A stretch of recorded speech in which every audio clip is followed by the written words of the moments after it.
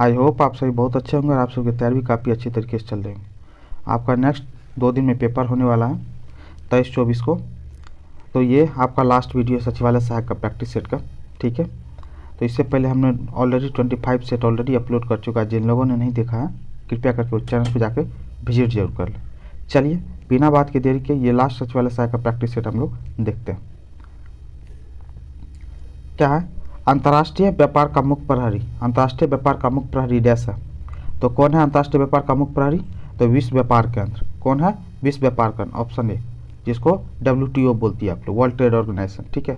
इसकी स्थापना कब हुई थी? 1995 ईस्वी, 1995 ईस्वी, ठीक है। यहाँ पे एक ऑप्शन में लास्ट में दिया है विश्व बैंक। विश्व बैंक की स्थापना कब हुई थी? IMF, तो 1944 ईस्वी में। कब? 1944 ईस्वी में, ठीक है। चलिए, निम्नलिखित में से कौन सी आर्थिक गतिविधियां प्राथमिक क्षेत्र के अंतर्गत आती है? इसमें से कौन सी गतिविधियां जो प्राथमिक क्षेत्र के अंतर्गत आती है? तो कौन सी है? तो क्या, कौन सा? कृषि। कौन सा है? कृषि। प्राथमिक क्षेत्र के अंतर्गत कृषि आता है, ठीक है। अब प्राथमिक क्षेत्र तो ऑप्शन कौन सा है? तो ऑप्शन कौन सा हो जाएगा? केवल ए, केवल दो जो है ना, कृषि जो है ना प्राथमिक क्षेत्र के अंतर्गत आता है। प्राथमिक। द्वितीय क्षेत्र के अंतर्गत कौन कौन सा आता है? तो द्वितीय क्षेत्र के अंतर्गत आता है कौन सा? निर्माण एवं उद्योग। द्वितीय क्षेत्र के अंतर्गत आता है निर्माण और उद्योग। सब ये इंडस्ट्री को लगाने के, निर्माण और उद्योग, ये सब द्वितीय क्षेत्र के अंतर्गत आता है। तृतीय क्षेत्र के अंतर्गत कौन कौन सा आता है? तो कौन कौन सा तृतीय क्षेत्र के अंतर्गत आता है? तो व्यापार, होटल, चिकित्सा, परिवहन, ठीक है। होटल, चिकित्सा, परिवहन, ये सब के सब तृतीय क्षेत्र के अंतर्गत आता है। चतुर्थ श्रेणी के अंतर्गत कौन कौन सा आता है? सूचना इकट्ठा करना, ये सब चतुर्थ श्रेणी के। प्राथमिक क्षेत्र के अंतर्गत और क्या क्या आता है? प्राथमिक क्षेत्र में यहाँ तो कृषि देख ही लिया, और दूसरा क्या क्या आता है? खनन आता है, वानिकी आता है, चारागाह, उत्खनन आता है, मछली पकड़ना, ये सब प्राथमिक क्षेत्र के अंतर्गत आता है, ठीक है। चलिए, निम्नलिखित में से कौन अपना मुख्यमंत्री चुनते हैं? कौन अपना मुख्यमंत्री चुनता है? कौन मुख्यमंत्री चुनता है? तो सत्ताधारी दल के सदस्य चुनते हैं अपना मुख्यमंत्री, ठीक है। जिनकी सत्ता बन रही है वो सत्ताधारी के दल के सदस्य चुनते हैं, ऑप्शन ए, ठीक है। यहाँ हाँ, कितना तो किस आर्टिकल 164, मुख्यमंत्री का चुनाव आर्टिकल 164 के तहत होता है। राज्यपाल मुख्यमंत्री की नियुक्ति करता है, ठीक है। चलिए, भारतीय संविधान के किस भाग में मौलिक अधिकार वर्णित है? मौलिक अधिकार का वर्णन भारतीय संविधान के किस भाग में किया गया? तो मौलिक अधिकार का वर्णन किसमें? भाग 3 में किया गया। किसमें? भाग 3 में। भाग 3 में किया गया। तो कितना से कितना आर्टिकल है भाग 3? 12 से 35 के बीच में, ठीक है। अब यहाँ पे ऑप्शन में भाग 1 दे रखा। भाग 1 में क्या क्या है? तो संघ और राज्य से संबंधित बात है, तो इसमें आर्टिकल 1 से 4 के बीच में। भाग 2 किससे संबंधित है? भाग 2 नागरिकता से संबंधित है। किससे? नागरिकता से, ठीक है। और ये कितना? 5 से 11 के बीच में आर्टिकल है, ठीक है। भाग 4 नीति निर्देशक तत्व से संबंधित है, ठीक है। ये कितना? 36 से 51 तक है, ठीक है। चलिए, मौर्य वंश के सबसे प्रसिद्ध शासक कौन थे? यहाँ बोल रहा है मौर्य वंश के सबसे प्रसिद्ध शासक कौन थे? तो चंद्रगुप्त मौर्य भी मौर्य वंश के थे, बिंदुसार भी मौर्य वंश के थे, अशोक भी मौर्य वंश से जुड़े हुए थे, ठीक है, मौर्य वंश से हैं। लेकिन चंद्रगुप्त प्रथम ये मौर्य वंश से थे नहीं। ये किस वंश के थे? चंद्रगुप्त प्रथम। तो चंद्रगुप्त प्रथम थे ये गुप्त वंश के। कौन से? गुप्ता डायनेस्टी के थे, गुप्त वंश के थे, ठीक है। क्या? और सबसे प्रसिद्ध मौर्य वंश का पूछा था अशोक। अशोक सबसे ज़्यादा मौर्य वंश का सबसे ज़्यादा फेमस क्या बोले शासक था, ठीक है। और इसका शासनकाल कब से कब तक था? 273 से लेकर के कब तक? 273 से 232 ईस्वी पूर्व तक था। किसका? इसका शासनकाल, जब तक ये शासन किया था, ठीक है। इस चीज़ को दिमाग में रखिएगा। चंद्रगुप्त मौर्य मौर्य वंश का स्थापना किया था, ठीक है।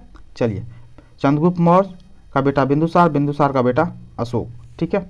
चलिए, खान अब्दुल गफ्फार खान को किस अन्य नाम से जाना जाता है? किस अन्य नाम से जाना जाता है? तो खान अब्दुल गफ्फार खान को बादशाह खान के नाम से भी जाना जाता है, ऑप्शन बी, ठीक है। खान अब्दुल गफ्फार खान ने एक संगठन बनाया था, खुदाई खिदमतगार, क्वेश्चन पूछता है, ठीक है। खुदाई खिदमतगार संगठन बनाया था, कब? 1929 में। तो ध्यान में रखिएगा इस चीज़ को। विषुवत अंश अक्षांश को दर्शाती है। विषुवत अंश मतलब किसको दर्शाती है? तो विषुवत अंश अक्षांश किसको दर्शाती है? तो 0 डिग्री को, ऑप्शन सी। किसको? 0 डिग्री को। ये हम लोग ग्लोब पे देखते हैं, ये रहा 0 डिग्री, इसी को बोलते हैं विषुवत भी बोलते हैं, विषुवत रेखा भी बोलते हैं, 0 डिग्री अक्षांश भी बोलते हैं इसको, ठीक है, इसको 0 डिग्री अक्षांश भी बोलते हैं। ये याद रखिएगा 0 डिग्री अक्षांश कितने, क्वेश्चन पूछ लेता है कितने महादेशों से होकर गुजरती है, तो 3 महादेश से, ये 3 महादेश से होकर गुजरती है 0 डिग्री अक्षांश। कौन कौन सा, तो एशिया से जाती है, अफ्रीका से जाती है, ठीक है, एशिया, अफ्रीका और दक्षिणी अमेरिका जो, ठीक है, कॉन्टिनेंट है, ये तीनों महादेश से गुजरती है कौन, 0 डिग्री अक्षांश, और टोटल 13 देश से होकर भी गुजरती है, तो ये भी चीज याद रखिएगा, ठीक है। चलिए, पृथ्वी का ठोस भाग जिस पर हम रहते हैं उसको क्या कहा जाता है, उसको क्या बोला जाता है, तो उसको बोला जाता है भूमंडल, मतलब भू मतलब जमीन, मंडल मतलब आवरण, भूमंडल पृथ्वी पे, ठीक है, भूमंडल पे। प्रधानमंत्री जीवन ज्योति योजना के धारक कितनी राशि का जीवन बीमा रक्षण प्राप्त करते हैं, जिन्होंने प्रधानमंत्री जीवन बीमा योजना बना रखा उसको कितना राशि का बीमा मिल जाता है, तो कितना राशि का मिलता है, तो 2 लाख का, ऑप्शन बी हो गया। चलिए, शेखर नायक क्या बोल रहा है, शेखर नायक किस खेल से जुड़े हुए हैं, तो शेखर नायक किस खेल से जुड़े हुए, तो क्रिकेट से जुड़े हुए, ऑप्शन बी क्रिकेट से, ठीक है। चलिए, भगवान जगन्नाथ की रथ यात्रा किस राज्य का एक प्रसिद्ध त्यौहार है, तो कहाँ का प्रसिद्ध त्यौहार है, तो उड़ीसा के जगन्नाथपुरी का, ठीक है, उड़ीसा का। चलिए, किस समिति की सिफारिश पर ग्राम पंचायत को संवैधानिक संस्था का दर्जा प्राप्त हुआ, किस समिति की सिफारिश पे, तो सिंघवी समिति, कौन सा, ऑप्शन बी सिंघवी समिति के सिफारिश पर, कब आया था, 1986 ईस्वी में, ठीक है। बलवंत राय मेहता की समिति पर यह पंचायती राज संस्था को लागू किया गया था, कब, 1958 ईस्वी में, लागू हुआ था 1958 में, याद रखिएगा। जी.वी. के राव समिति ये 1985 ईस्वी में आया था, इसमें हुआ क्या था, जिला को नियोजन की मूल इकाई बनाया गया था, मूल इकाई की बात किया गया था, जी.वी. के राव समिति। सहकारिया आयोग क्या होता है, सहकारिया आयोग ये कब आया था, तो ये केंद्र और राज्य संबंध को लेकर के था, कौन, सहकारिया आयोग, याद रखिए, केंद्र राज्य संबंध को लेकर के, ठीक है। चलिए, तो ऑप्शन कौन सा होगा, ऑप्शन बी सिंघवी समिति। चलिए, नरेंद्र मोदी एक राजनीतिक जीवन नामक पुस्तक के लेखक कौन है, तो लेखक पुस्तक के कौन है, एंडी मेरिनो, कौन है, एंडी मेरिनो, ऑप्शन डी, याद रखिएगा। नील मुखर्जी की एक पुस्तक है, कौन सा, the life's, the question famous है इसीलिए हम बताते हैं, लाइफ्स ऑफ अदर्स, ठीक है, ये नील मुखर्जी की फेमस बुक है, तो थोड़ा याद रखिएगा माइंड में, ठीक है, क्वेश्चन कहीं से भी आ सकता है, तो इस चीज़ की। कौन सा देश G4 देशों में नहीं है, तो इसमें ऑप्शन में कौन सा देश G4 का सदस्य नहीं है, तो पाकिस्तान G4 का सदस्य नहीं है, तो ब्राज़ील है, जर्मनी है, जापान है, और कौन है चौथा देश, एक देश है भारत, G4 देशों का सदस्य। चलिए, निम्नलिखित में का मिलान कीजिए, मिलान करना है इसमें, तो मिलान करना, सिंधु नदी कहाँ पे, तो पाकिस्तान में बहती है, ठीक है। गंगा नदी कहाँ बहती है, ऑप्शन में इंडिया का नहीं है, तो गंगा नदी भारत और बांग्लादेश दोनों में बहती है, तो बांग्लादेश में, ठीक है। कोसी नदी नेपाल से निकलती है, ठीक है, तो ये हो गया आपका, कोसी नदी नेपाल से निकलती थी, ये होगा पूरा का पूरा, तो कौन सा हो गया, 3, 2, 1, तो कौन सा, 3, 1, 2, ऑप्शन बी, ठीक है, तो ऑप्शन बी हो गया। चलिए, 42वें संशोधन द्वारा क्या बोल रहा है, 42वें संशोधन द्वारा नागरिकों के मूल कर्तव्यों को किस वर्ष में भारतीय संविधान में जोड़ा गया, किस वर्ष में, 1976 ईस्वी में, ऑप्शन डी 1976 ईस्वी में जोड़ा गया। अब मूल कर्तव्य यहाँ पे दिया हुआ मूल कर्तव्य लिया का किससे गया था, तो USSR से लिया गया था मूल कर्तव्य, ठीक है।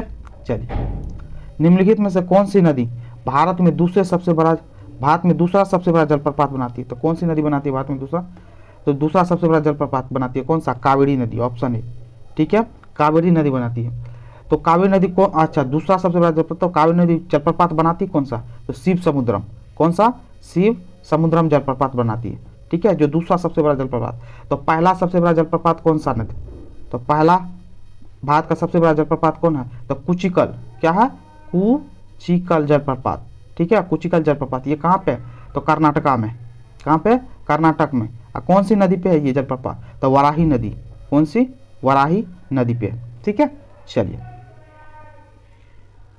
वाराही नदी पे। चलिए, नेक्स्ट क्वेश्चन, वुड ब्लॉक छपाई की तकनीक सबसे पहले कहाँ विकसित की गई, तो कहाँ पे, चाइना में, ऑप्शन डी। निम्नलिखित में से कौन सा शुद्ध राष्ट्रीय उत्पाद के लिए सही है, शुद्ध राष्ट्रीय उत्पाद के लिए कौन सा सही है ऑप्शन, तो option B NNP = GNP minus मूल ह्रास। GNP का मतलब क्या होता है, GNP का सकल राष्ट्रीय उत्पाद बोले तो ग्रॉस नेशनल प्रोडक्ट बोलते हैं उसको, ठीक है, इस चीज़ को याद रखें। चलिए, कौन सी नदी जोग जोग जलप्रपात को सृजित करती है, जिसे गरसोप्पा जलप्रपात कहा जाता है। तो कौन सी नदी करती है? तो शरावती नदी। कौन सी नदी? शरावती नदी, ऑप्शन डी। दीफू दर्रा कहाँ स्थित है? तो दीफू दर्रा कहाँ पे स्थित है? तो अरुणाचल प्रदेश में, अरुणाचल हिमालय में, अरुणाचल प्रदेश में दीफू दर्रा है। ठीक है, अब हिमालय के, आप देखिए हिमाचल, हिमाचल की क्या है? हिमाचल की पीर पंजाल। हिमाचल में कौन सा है?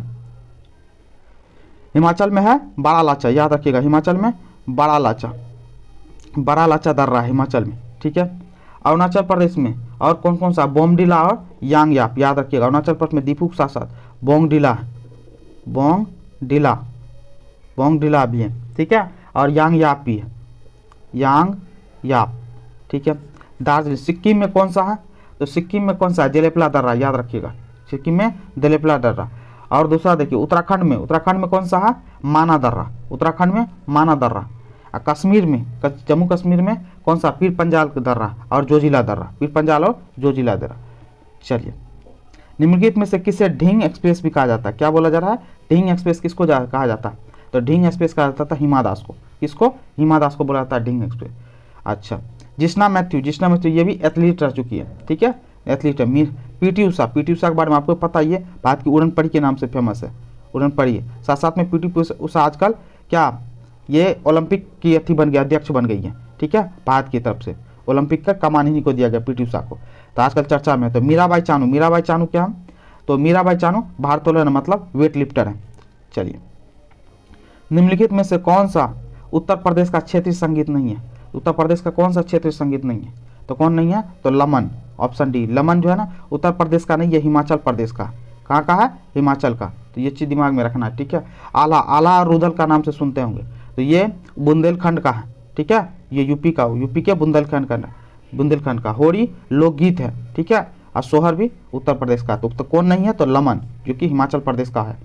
चलिए, शास्त्र नृत्य राज का कौन सा युग्म सही नहीं है? क्या बोल रहा है? सही नहीं है। तो कौन सा सही नहीं है? तो कुचिपुड़ी कर्नाटक नहीं, कर्नाटक में नहीं है कुचिपुड़ी कर्नाटक कहाँ का? तो नृत्य है, तो आंध्र प्रदेश का। कहाँ का? आंध्रा का। ठीक है, तो आंध्र प्रदेश का। मोहिनीअट्टम केरल, सही है। तो सही कौन सा है? सही नहीं है। तो कौन सा सही नहीं है? तो ऑप्शन ए। ऑप्शन ए कहाँ पे? ऑप्शन सी में, ये सही नहीं है। ठीक है, चलिए, शासक वंश का कौन सा युग्म सही है? शासक और वंश का कौन सा युग्म सही है? कनिष्क कुषाण वंश था, सही बात है। सातकर्णी सातवाहन वंश का था, सही है। दोनों सही है, 1 और 2 दोनों सही है। तो ऑप्शन सी हो गया। चलिए, 1 और 2 दोनों। भारतीय संविधान का कौन सा अनुच्छेद भारत के राष्ट्रपति के निर्वाचन से संबंधित है? भारत के राष्ट्रपति के निर्वाचन से संबंधित कौन? अनुच्छेद 54, ऑप्शन सी। ठीक है, अनुच्छेद 54। अनुच्छेद 75 किससे संबंधित है? तो राष्ट्रपति प्रधानमंत्री की नियुक्ति करता है, अनुच्छेद 75 है। ठीक है, अनुच्छेद 70 किससे संबंधित है? तो ये है क्या चीज़? आकस्मिक में राष्ट्रपति के कार्यों का वर्णन करता है।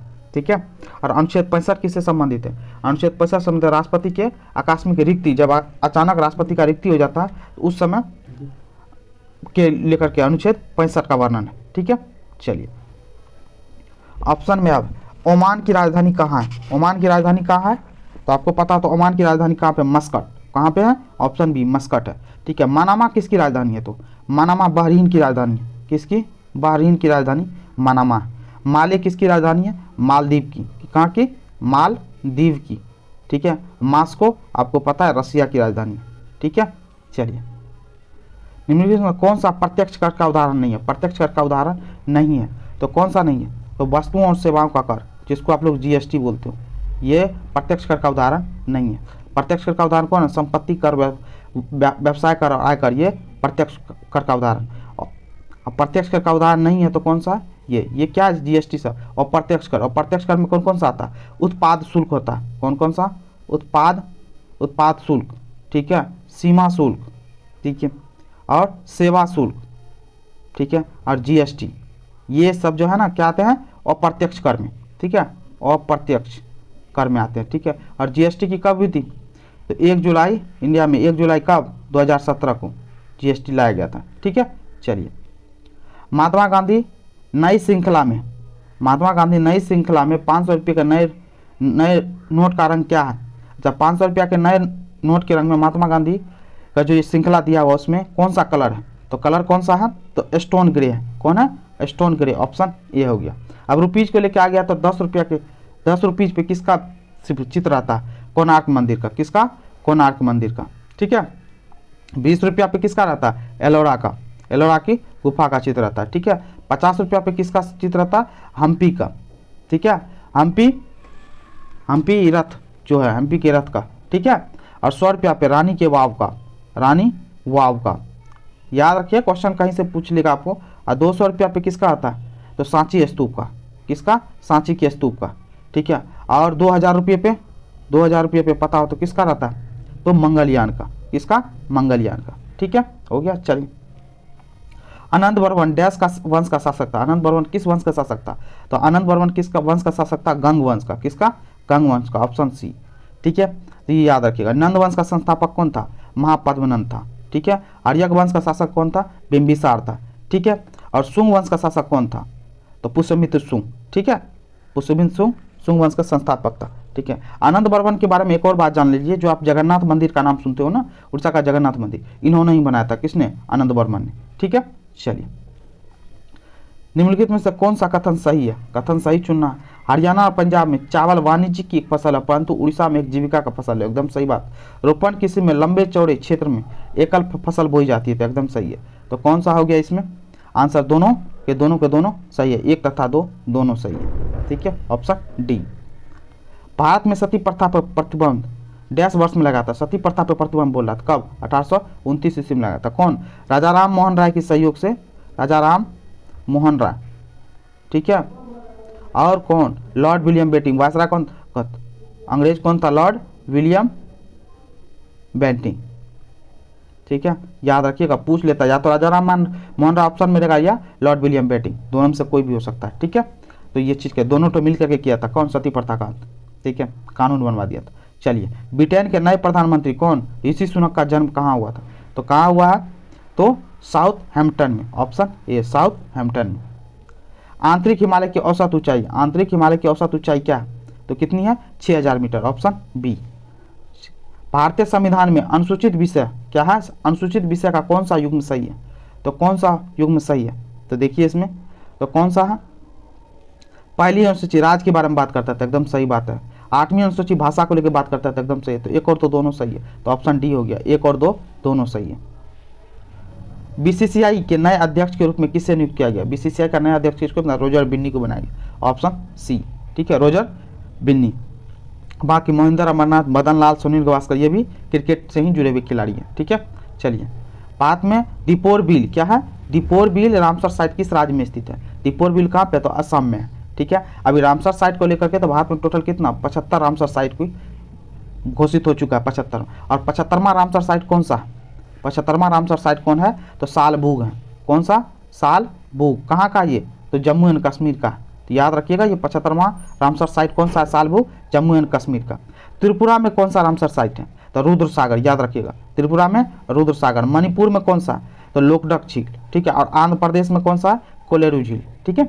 चलिए, निजाम उल मुल्क आसफ शाह क्या है, निजाम उल मुल्क आसफ जा नहीं होगा, शाह होगा, हाँ सॉरी जा ही है। निजाम उल मुल्क आसफ जा डैश राज्य के संस्थापक थे, किस राज्य के संस्थापक थे, तो किस राज्य के थे, हैदराबाद के थे, ऑप्शन सी। निम्नलिखित में से कौन सा कथन सही है, इसमें बोल रहा है कथन सही कौन सा, तो कथन सही कौन सा है देख लेते हैं। एक स्थलीय भाग जो 3 और समुद्र से घिरा उसे प्रायद्वीप कहते हैं, एकदम सही बात है। पूर्वी घाट का सर्वोच्च शिखर अनाईमुडी नहीं, अनाईमुडी नहीं है पूर्वी घाट का, ठीक है। तो पूर्वी घाट का महेंद्रगिरी है, कौन है, महेंद्रगिरी, पूर्वी भाग का महेंद्रगिरी है। तो कौन सही हो, केवल ऑप्शन ए, ऑप्शन ए सही हुआ, तो क्या होगा, ऑप्शन सी। तो अनाईमुडी नहीं, तो पूर्वी घाट का सर्वोच्च शिखर कौन है, महेंद्रगिरी है, जिसकी हाइट कितना 1501 मीटर, ठीक है। अनाईमुडी कहाँ का, ये पश्चिमी घाट का, किसका है, पश्चिमी घाट का, याद रखिएगा पश्चिमी घाट का है। तो इसकी ऊंचाई कितना, 2695 मीटर। चलिए, निम्नलिखित में से कौन सा भारतीय संविधान में उल्लेखित एक मौलिक अधिकार नहीं है, इसमें से कौन सा मौलिक अधिकार नहीं है, बात ये ऑप्शन संपत्ति का अधिकार, संपत्ति का अधिकार, ऑप्शन ए क्या होता है, ये मौलिक अधिकार नहीं। इसको क्या किया गया था, 44वें संविधान संशोधन के द्वारा हटा दिया गया था। 44वां संविधान संशोधन कब हुआ था, 1978 में, ठीक है। इसको 44वें संविधान संशोधन के द्वारा संपत्ति का अधिकार हटा गया था। इसको कौन से में डाला, तो भाग 12 में, कितना, भाग 12 में डाला है, 300 को 300 को में डाला गया, ठीक है। इसको कानूनी अधिकार बना दिए संपत्ति के अधिकार को, ठीक है। चलिए, शोषण के विरुद्ध अधिकार, ऑप्शन शोषण का विरुद्ध अधिकार है, ये कितना 23 से 24, आर्टिकल 23 से 24, ठीक है। स्वतंत्रता का अधिकार, स्वतंत्रता का अधिकार कितना 19 से 22, ठीक है, याद रखिएगा। और समानता का अधिकार 14 से 18, 14 से 18। चलिए, किस सार्वजनिक क्षेत्र के उद्यमों द्वारा जन सामान को इक्विटी की बिक्री के माध्यम से निजीकरण को डैश कहा जाता है? तो क्या कहा जाता है? विनिवेश बोला जाता है। क्या बोला जाता है? विनिवेश, ऑप्शन बी। चलिए, IUCN का मुख्यालय डैश में स्थित है? IUCN का मुख्यालय कहाँ पे स्थित है? तो कहाँ पे है? इंग्लैंड में। कहाँ पे है? इंग्लैंड में, ठीक है, IUCN का। ये नैरोबी में किसका है? तो नैरोबी में कहाँ? संयुक्त राष्ट्र पर्यावरण कार्यक्रम है, नैरोबी में UNEP का मुख्यालय। किसका है? UNEP का मुख्यालय। पेरिस में किसका? यूनेस्को का। किसका? यूनेस्को का, ठीक है, याद रखिए। वियना में किसका है? तो वियना में किसका? तो UNO का मुख्यालय। किसका? UNO का, अंतर्राष्ट्रीय न्यायालय का। चलिए, किस राज्य में भारत का पहला वानिकी विश्वविद्यालय स्थापित किया जा रहा है? तो कहाँ पे किया जा रहा है? तो तेलंगाना में किया जा रहा है, ऑप्शन बी, तेलंगाना, हैदराबाद। चलिए, निम्नलिखित में से किस पुरातात्विक स्थल में बंदरगाह पाया गया था? तो किस पुरातात्विक स्थल? लोथल में, ऑप्शन सी। लोथल पता है कौन सी? भोगवा नदी के तट पे। किस पे? भोगवा नदी के तट पे। ये कहाँ पे? लोथल, गुजरात में, ठीक है, गुजरात में। चलिए, लोटिया किस राज्य का क्षेत्रीय संगीत है? लोटिया किस राज्य का क्षेत्रीय संगीत है? तो कहाँ का? राजस्थान का, ऑप्शन डी, राजस्थान का लोटिया। जास्कर डैश की सहायक नदी है? जास्कर किसकी सहायक नदी है? तो जास्कर सिंधु नदी की सहायक नदी है। किसकी? सिंधु नदी की। सिंधु नदी के बहुत सारे सहायक नदी, झेलम, देखिए जब इंडिया का मैप आप ऐसे करके देखोगे तो यहाँ पे सिंधु नदी जाती है, तो इसके अंदर आपको इससे पहले भी हम बता चुके हैं। तो झेलम, चिनाब, रावी, ब्यास, सतलज, याद रखिएगा। ये झेलम, चिनाब, रावी, ब्यास और सतलुज, ये सब के सब क्या है? सिंधु नदी की सहायक नदी है। इंडिया के नॉर्थ कौन सा? वेस्ट वाले भाग का रिवर है ये सब, ठीक है। तो इस चीज़ को याद रखिए, इसकी सहायक नदी। जास्कर भी क्या है? सिंधु नदी की सहायक नदी है, ठीक है। चलिए, ऑप्शन ए हो गया एकदम सही। ब्रह्मपुत्र, यहाँ ऑप्शन में है ब्रह्मपुत्र, ठीक है। ब्रह्मपुत्र की सहायक नदी कौन सा? लोहित और दिबांग, इसको भी याद रखिएगा, लोहित और दिबांग। ये चाइना से होते हुए, चाइना से चलती है और भारत के अरुणाचल प्रदेश में इन करते हुए, असम होते हुए, पश्चिम बंगाल होते हुए, फिर कहाँ? बे ऑफ बंगाल की खाड़ी में क्या बनाती है? तो सुंदरवन का डेल्टा बनाती है। इस चीज़ को याद करें। ब्रह्मपुत्र की सहायक नदी कौन है? लोहित और दिबांग। गोदावरी नदी, गोदावरी की सहायक नदी कौन है? पेन गंगा। कौन सा है? पेन गंगा और वेन गंगा, ठीक है। ये किसकी सहायक नदी है? गोदावरी की, पेन गंगा और वेन गंगा। कृष्णा नदी की सहायक नदी कौन सा? कोयना है। और उसके साथ कौन है? घाट प्रभा, कोयना, घाट प्रभा और भीमा नदी, ठीक है, भीमा नदी। ये सब के सब कृष्णा नदी की सहायक नदी है। चलिए, नेक्स्ट क्वेश्चन, निम्नलिखित में से कौन सा कथन सही है? तो कथन पूछ रहा है, नादिर शाह ने 1739 ईस्वी में दिल्ली पर आक्रमण किया था, एकदम सही बात है। अहमद शाह अब्दाली एक अफगान शासक था, तो अहमद शाह अब्दाली एक अफगान शासक था, एकदम सही है। तो एक और दो दोनों सही हो गए, ठीक है, ऑप्शन ए। 10 कुमार चरित्र किसकी रचना थी? 10 कुमार चरित्र किसकी रचना थी? तो 10 कुमार चरित्र किसकी रचना था? डांडी की रचना। किसका? ऑप्शन डी, डांडी। डांडी किसके? नरसिंह वर्मन द्वितीय के दरबार में थे। नरसिंह वर्मन द्वितीय के दरबार में रहते थे कौन? डांडी, ठीक है। भास मास नहीं होगा, ये भास होगा। भास किसके दरबार में रहते थे? तो भास रहते थे किसके दरबार में? भास द्वारा लिखा गया पुस्तक सबसे पहली बात तो कौन है?